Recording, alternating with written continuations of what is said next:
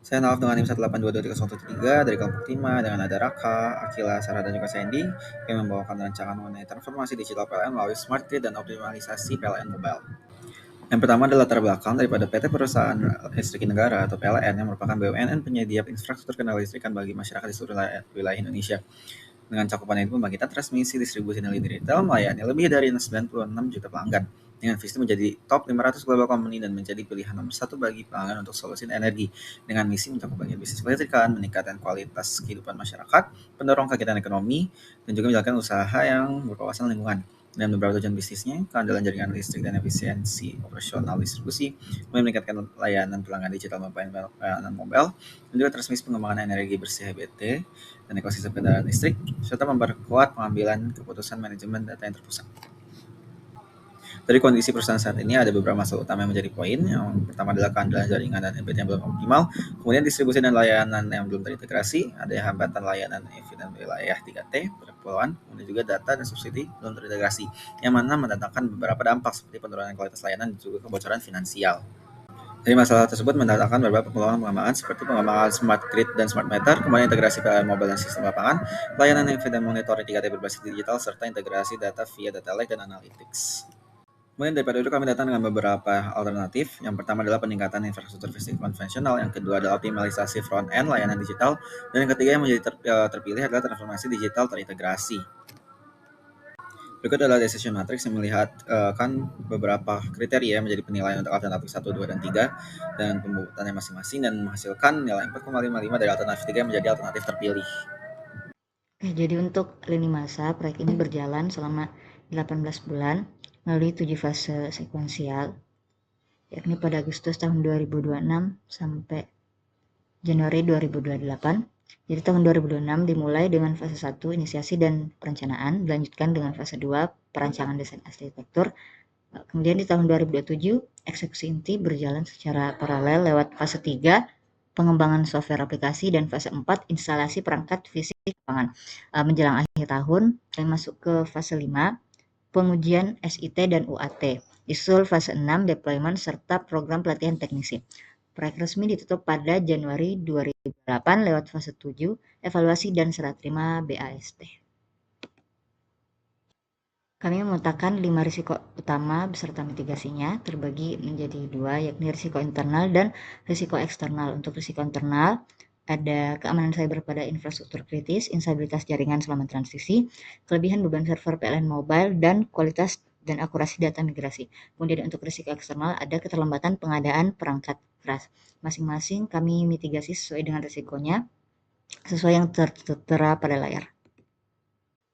Oke, jadi proyek kami berfokus pada modernisasi teknologi PLN untuk mendukung energi ramah lingkungan, menekan kebocoran daya, dan menstabilkan layanan digital. Ada 3 tujuan utama. Yang pertama, mengintegrasikan smart grid berbasis EBT agar pasokan listrik dari tenaga surya dan angin tetap stabil dalam waktu 18 bulan. Kedua, memodernisasi infrastruktur lewat pemasangan 4 juta unit meteran pintar AMI dan sensor FDIR dalam 24 bulan. Dan yang ketiga adalah mengoptimalkan aplikasi PLN Mobile agar bebas hambatan di akhir bulan dengan target penanganan gangguan di bawah 2 jam, selesai dalam 12 bulan.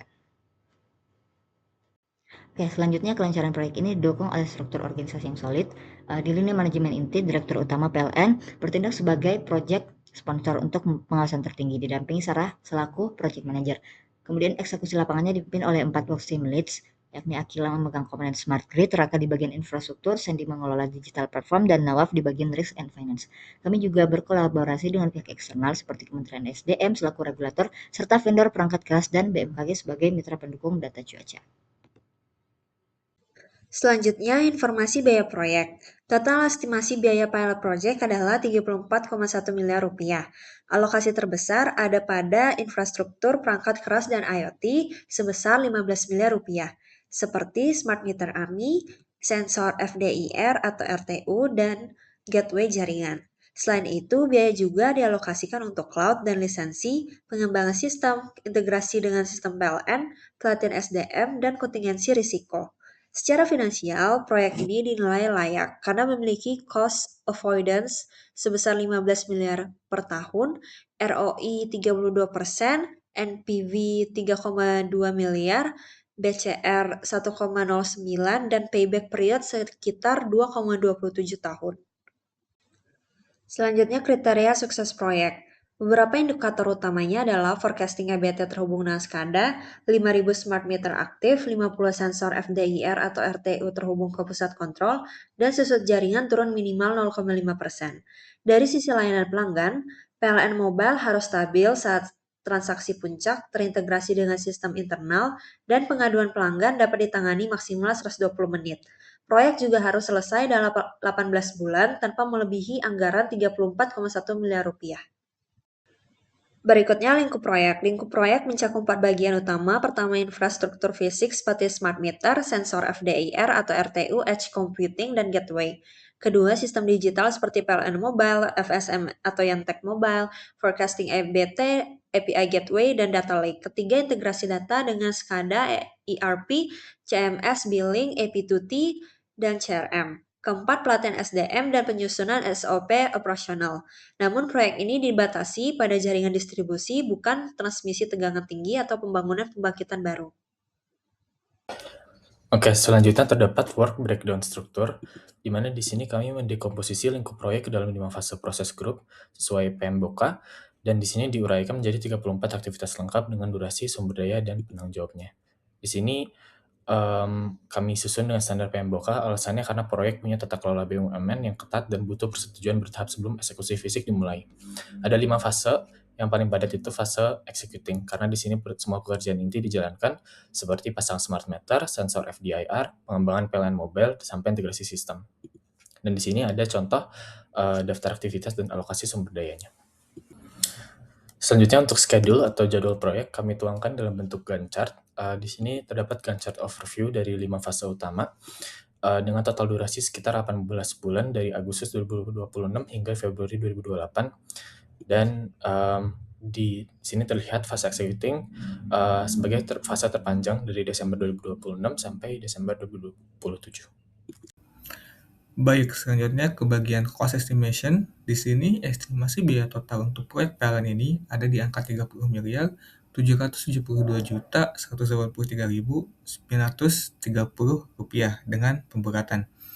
Untuk angka ini didapatkan dari perhitungan seperti yang ada pada tabel. Jadi untuk satu aktivitas dirincikan resource-nya ada apa saja, berapa unitnya, berapa cost per jam per unitnya, berapa beban jamnya, kemudian didapatkan subtotal dan dijumlahkan untuk menjadi satu total biaya dalam satu aktivitas.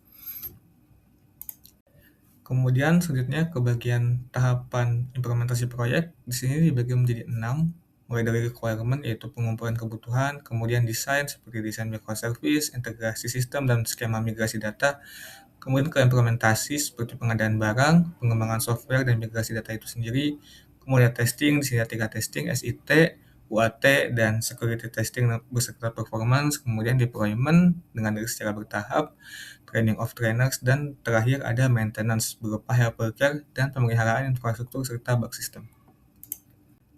Yang terakhir ada lesson learned, ini berisi tentang pelajaran-pelajaran yang didapatkan selama pengerjaan proyek, seperti pentingnya mendefinisikan kebutuhan sistem yang jelas dari awal, kemudian integrasi sistem yang harus dirancang dengan baik, pengadaan perangkat yang harus diperhatikan dari segi timeline, performa dan keamanan yang menjadi hal sangat krusial, serta juga persiapan untuk SOP dan pelatihan pengguna.